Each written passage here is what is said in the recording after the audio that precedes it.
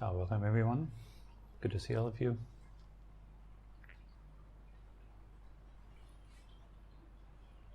So today I would like to go a little bit more deeply into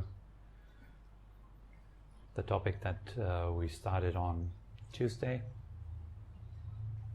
where it's all about the alienation that you might feel, the tiredness of surrounding yourself with people which are not on the path.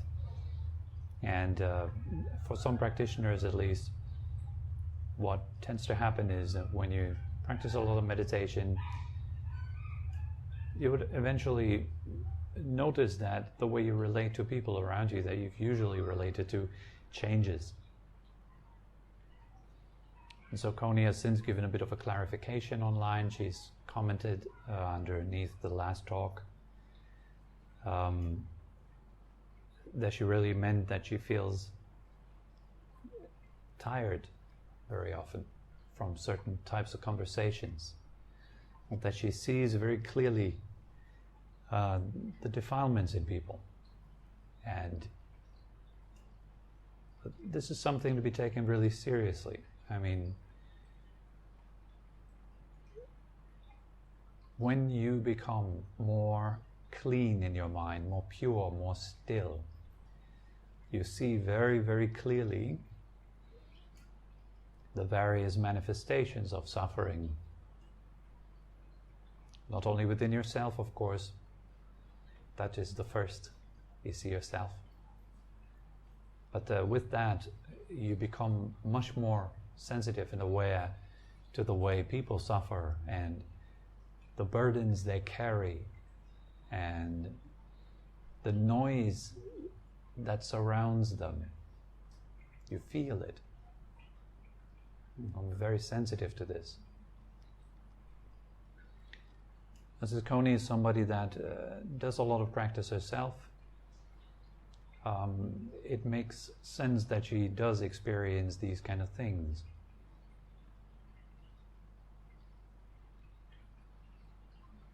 You might surround yourself with old friends or meet them, and somehow there might be a part of you that is seeking for a little bit of pleasure, a little bit distraction, some nice time as you were used to it a while ago. But you have changed. There's different things that you find pleasure in right now. And the things that you've found pleasure in earlier, they kind of fade away. And when you're in that transitional period, it might feel almost a bit scary sometimes, because it feels like you are losing your ability to feel joy. For some people, they feel, oh my God, things that I've enjoyed before, they don't give me joy anymore. And the things that I do on the spiritual path as well, they're not giving me that much joy to balance it out yet. So you're kind of in between two worlds. One world is giving you a bit of pleasure, and the other world is losing its impression on you.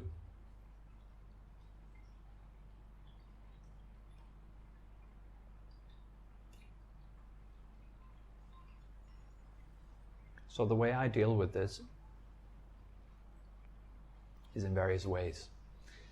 One, when I notice that I'm seeing a lot the suffering of people around me, then I take this as an opportunity to dive more into the cultivation of kindness and more into feeling a sense of connection with them, because very, very fast we can lose that sense of connection. We can feel the difference between others and myself. So you can feel that very strongly sometimes, particularly if you develop a lot of meditation practice and your mind becomes very, very still and you experience very refined states. You are indeed quite different than the average person. You can't really say anymore like we have a very big common ground there. You become a very different kind of person. So it's important to find common ground again, because otherwise you take off. happened to me a few times. This kind of sense of aloofness, feeling above. And a certain type of aversion that comes with that. The aversion to the suffering of other people, their suffering stories. It becomes like an unnecessary burden, you know. You don't want to be confronted with it. Again, it's the same stories in different colors over and over and over again. It is like this, the suffering of this world is just repetition of the same principles at play in rhythm over and over and over again. And so you might meet different people and hear out their stories, but it's always the same thing. And of course it takes different forms and shapes and colors. So that might feel tiresome, exhausting. I've heard it so many times.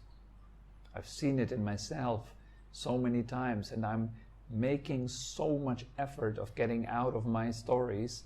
I just cannot possibly afford spending time with people who are completely bound up in their stories still and unable to let go of their stories.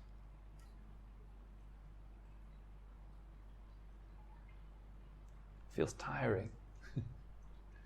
But it only feels tiring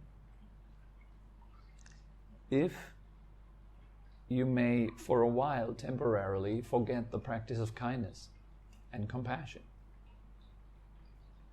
and the great opportunity of building spiritual power, as they call making merit.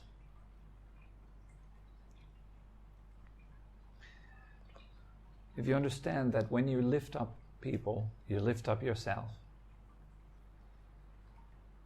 And there's many ways of lifting people up, right? It's not just the things that you tell them.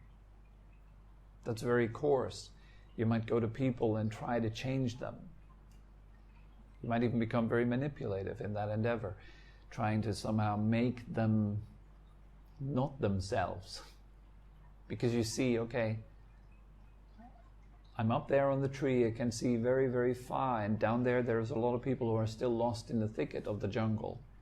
But I have a bit of an overview. I can see that over there is a river, and there is a village. I can see smoke coming up. So you might really want to go down to those people and tell them, look guys, you don't have to be lost any longer. Over there is smoke. I found some smoke. And all they do is say, just shut up with your spiritual stuff, and I'm not interested in it. But at the same time, they really want to get out. They're moving around all the time looking for a way out. And you know the way out, and you really want to tell them, but you can't.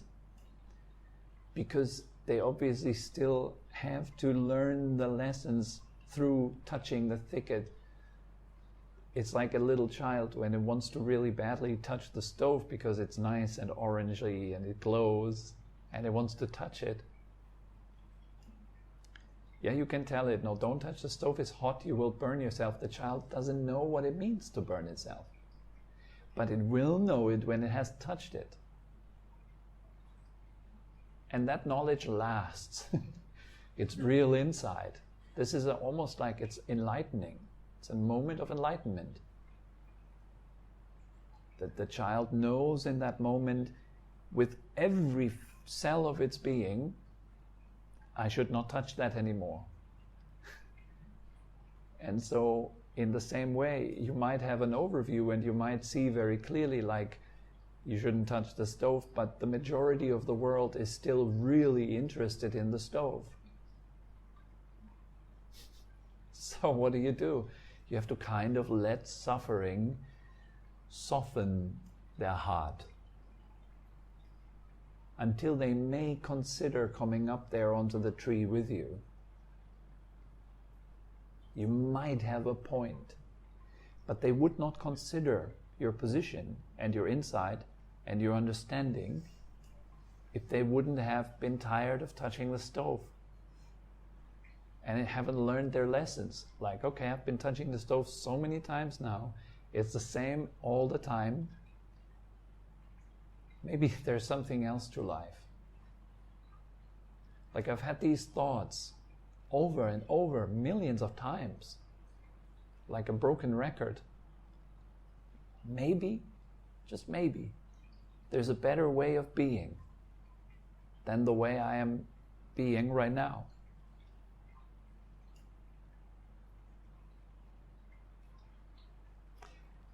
When you understand that, and when you understand for yourself, how tiring have I been, or am I, to all the beings around me? I can't possibly fathom it. You have to see that very clearly. How tiring am I with my spiritual ideals and stuff like that to a lot of people, I'm sure.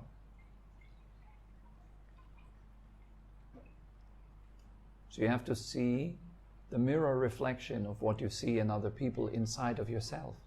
What you see in them, you are to others. And that allows you to make a bridge. You can see yourself in them, and you can see them inside of yourself. You have now a bridge. And through that bridge, you can understand their pain. Through having touched the stove and learned through touching the stove, how many times could you learn not to do it anymore? And they are on that path. Now you can take that bridge. Now how can you help beings? First of all, you help beings by helping yourself. That's the fundamental principle. You cannot help others if you're not helping yourself. I'm not saying if you haven't helped yourself. If I say I need to at least be sincerely helping myself, then I'm in a position where I can actually start helping others as well. And of course it comes with experience. The more experience you have, the more help you can offer.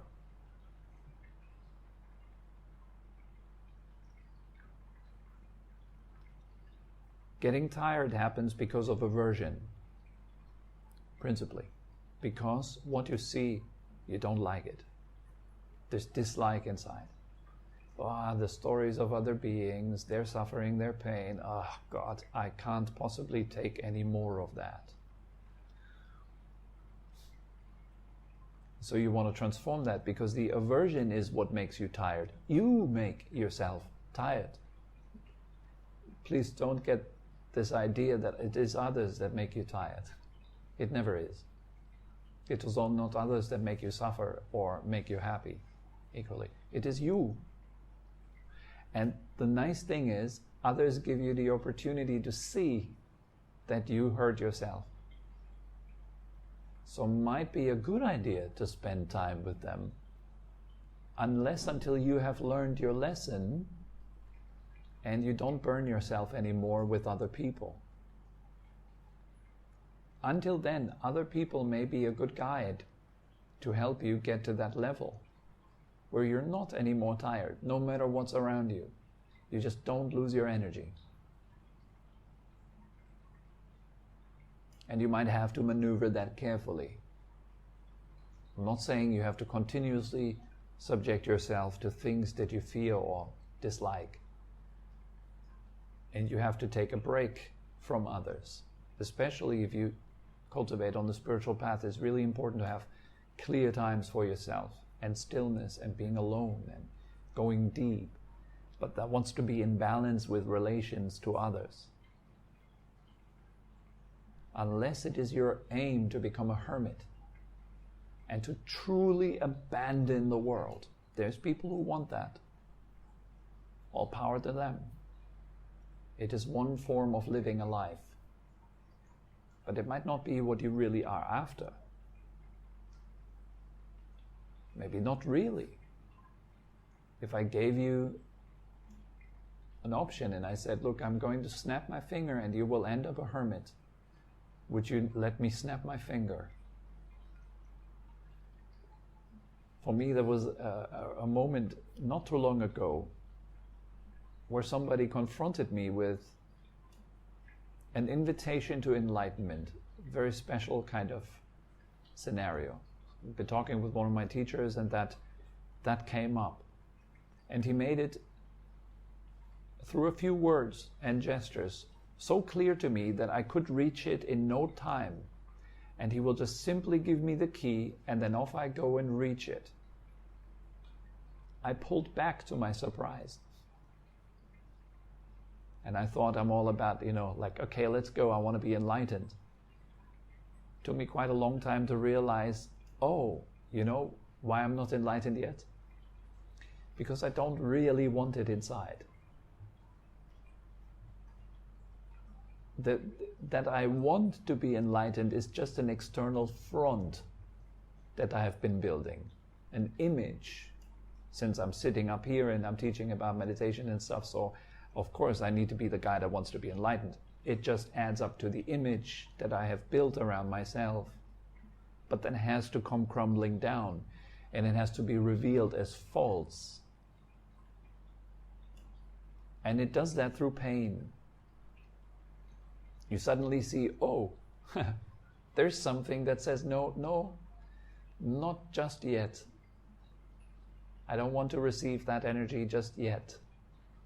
I'm not ready. Because it would imply having to release everything. And I don't want to. I'm not ready for that. You have to give up everything. You have to die to be reborn into enlightenment, if you want to say it like that. You, the self, that idea of me has to die. It has to go. It's quite a commitment. If you want to go down that route, you have to be very, very certain. To be ready to give it all up. And it was for me like a bit of an obvious situation to see, wow, I'm not ready to give it all up. I'm not ready just to drop my anchors.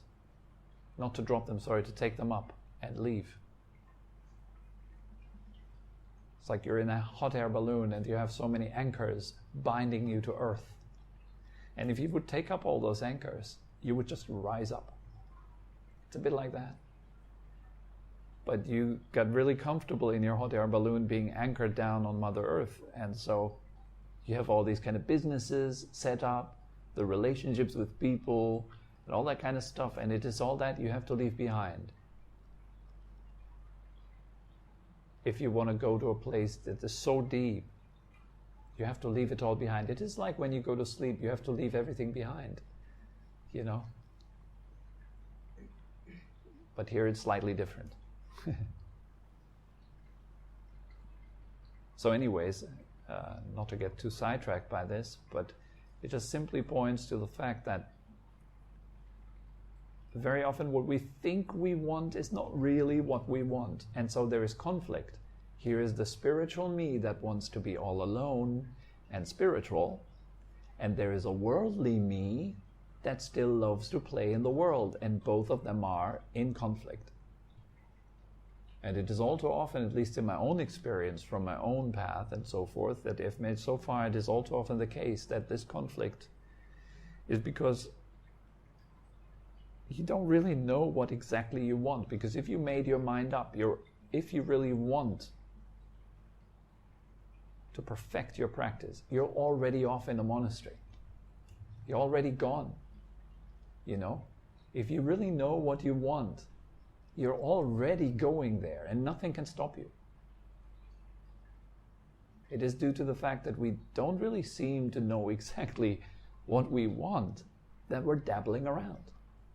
And we're bouncing between ideas and scenarios, being with people, being without people, having this experience, that experience. It's this kind of uncertainty that's there at the core that makes us bounce around and not like set our mind up and go straight like an arrow to the bullseye. Because you could, if you just wanted to, if you really wanted to. You're like an arrow that wants to be released, You just need to know your aim, and you need to know where you want to be released to. It's just there's so many aims, so many goals, right? I could go and talk with people, a bit too noisy. I could go and sit more meditation. Should I be a hermit, a recluse? Also not really. Where should I aim? You cannot release, and there's tension in your arm. You're holding the arrow back. You're ready to fire, but you don't know exactly how and where. Here's the problem. That's what makes you tired. You're not aligned. Your mind wants this. Your emotion wants that. Your body wants still another thing. Misalignment. And so we want to tend to that with kindness and care within ourselves first. Saying, okay, maybe aim for smaller things. And now coming back to how do you not get tired? I practice Qigong, for example. Just energy cultivation. So you're not getting tired and people cannot just steal your energy. Because I do work a lot with people. The whole week after week, month after month. And I hear a lot of drama and stories and pain. A lot. So I need to be fit. And I need to have a certain level of energy, and I'm cultivating that consciously. This is really important to me, actually. I cultivate it by not letting it leak too much. So I'm staying quiet. I take care of what I consume. I look out for those things because there's a lot of stuff that steals your energy. News is one of those things, for example, yeah? It can make you leak a lot of energy, make you lose a lot of energy. Because we're approaching it unskillfully, so we are not yet firm in our practice, so the energy can just be taken because your guard is not strong. If your guard is strong, your inside is strong. It doesn't matter what I put in front of you, you don't lose energy, you can't. Because you're so centered, your attention just doesn't leave the center. But if the attention still goes out a lot, there's a lot of leakage. Here is the trouble. Your attention moves out. You make a bridge. And the energy crosses the bridge to the other person. You get tired. So you need to learn about energy cultivation. You need to learn how to guard your energy, how to conserve it, and how to increase it. And then you use it to benefit, to be of service. The path of service. You want to develop a mindset which is all for the benefit of the world. And cultivate that. Again and again. Think, whatever I do and whoever I become, may it be of benefit to everybody who is in touch with me. Everybody who hears me, everybody who sees me, everybody who is in my vicinity, may they benefit from my state. Now you have a responsibility, because the state of mind that you're in influences people. That's a way, by the way, how you can help people. People are sick, people who are in sorrow, in grief, and pain, and despair, and suffering. You can help them by shifting your mental state to something that is higher. And it will pull them up. And if you add your energy to that state that you're having, and you bring it firmly into the physical form, then people around you are going to be pulled up because your energy is stronger, your gravitational pull is stronger. Like a large planet would pull the smaller ones.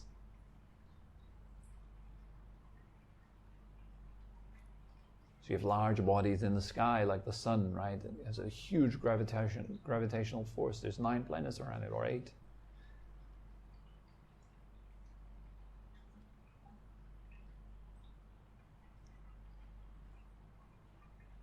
And so, if your energy is very strong, very powerful, you will have that gravitational pull to others. So you want to build your energy to the point where whoever you spend time with, they are receiving what is best for them. You don't even have to say a word. It's powerful stuff. It goes very much into esoteric teachings which are not very often taught in, for example, the Thai forest traditions or the Theravada Buddhist traditions. You don't find these kind of teachings much, or almost really not at all, actually. I'm so thankful because I've had this background in Tibetan Buddhism before. There's a lot of talk about this. And not only in that, but in traditions such as Hermeticism or, Qigong practice and so forth. It's well known that your energy and your mind and your body has an impact on the field around you, on the environment around you. You want to make use of that nicely and skillfully. You can lift up people fast. And so they come into your vicinity. It is like coming into light. They don't know why, but they feel nice and warm and relaxed and happy, and all their problems are fading away and dissolving. And it's good stuff. It's because you see the best in them. You allow them to access what is best in them. Like if you look at someone, see what they are good with, see their strength, their powers. Notice it, and it will make it stronger. If you express it, if you even tell them, it will make it stronger. It will directly help them. You address their strength. If you address their weakness, you make yourself more weak. So if you see the suffering and the trouble of other people and you go into resonance with that, guess what happens to you? You're going to be pulled down into their field of suffering. Do you want that? It's simple energy principles. And you want to know this kind of stuff. Otherwise, if you practice meditation and you are in the world, you're not in a monastic community where everyone is safe and protected and everyone does the same thing, but you're in the world, you need to understand your energy business. You need to understand how these things work.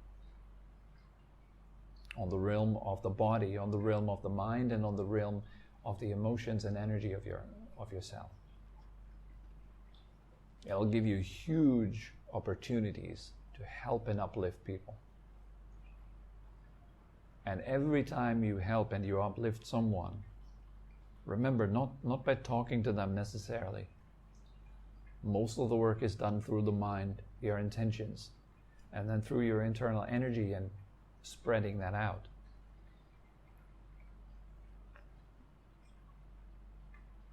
Every time you lift someone up, you will lift up yourself. Every time you help somebody, you help yourself.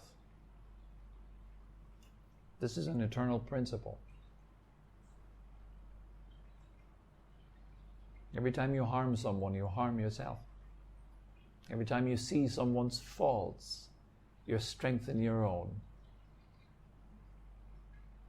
If you know that, and you take it seriously, because it is truth, you can take responsibility for yourself. And once you can take responsibility for yourself, you are the creator of your life and your experience. Things are going to happen in your life that are great. This is guaranteed.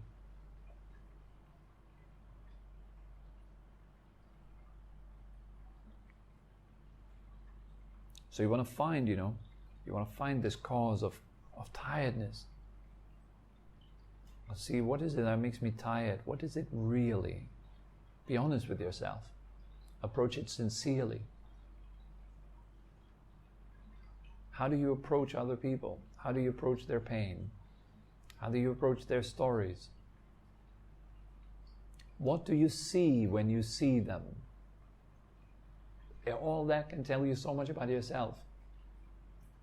And it can tell you so much about why you experience what you experience, because you are the creator of what you experience.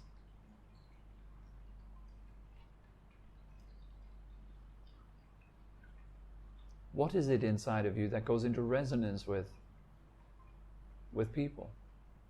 Where does your practice lack? What do you need to do to balance it out? Over the years, I've become quite sensitive to noticing when I'm off. So for example, I might not practice a lot of kindness and compassion for a while. I become very harsh. I become kind of like clinical. So my approach becomes very logical, very rational,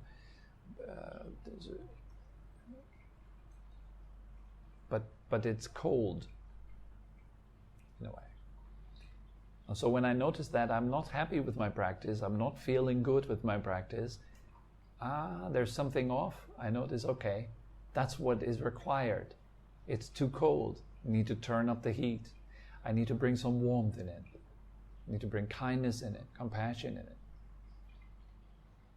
If I notice I've become too distant from other people, that's also a clear sign here. Yeah, I need to change something in my practice.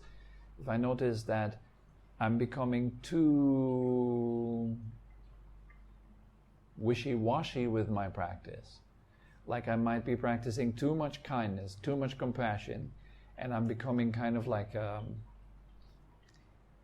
the structure and the discipline and the power, the energy that I bring into my practice suffer from that. So I become kind of lazy and I go like, oh, it's fine, it's all right. I'm just being kind with myself, I'm just accepting it, and I just lose my discipline. I stop growing in other directions. So I need to balance it out again and bring more fire into my practice again, more concentration, willpower. Then might be doing that a lot, but I don't get really anywhere because I lack wisdom. I lack insight. I lack that stepping back and seeing. Instead, I'm totally involved in everything I do and everything that happens. So I'm constantly pushing and I'm practicing and I'm building, and there is no stepping back and seeing. So I'm becoming tense and contracted. It's all about me, it's all about me. Then I again need to see that there's a bigger picture. My mind has to become more spacious, more open again, etc., etc. You need to know what you require at any given moment on the path. And then you go for that, not for what feels good, but for what you need. And that's very often different. Very often the opposite of what would feel good right now. It might feel good to not associate with those people who are making you tired. But is it actually good?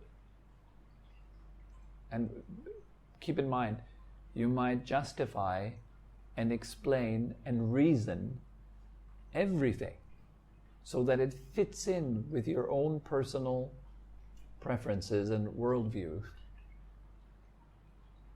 You got to watch out for that. That's a tricky one. We like to paint it so that it fits in with our personal preferences. So try not to do that. Instead, observe from above. What do I really need to do here? What's the opportunity? How could I evolve here? What kind of fun way could I bring into that situation to help me grow? I'd ask that kind of question. Yeah. That's pretty much all that comes to mind for today. I hope it was helpful. All right, guys. Thank you very much for coming tonight. Have a wonderful weekend.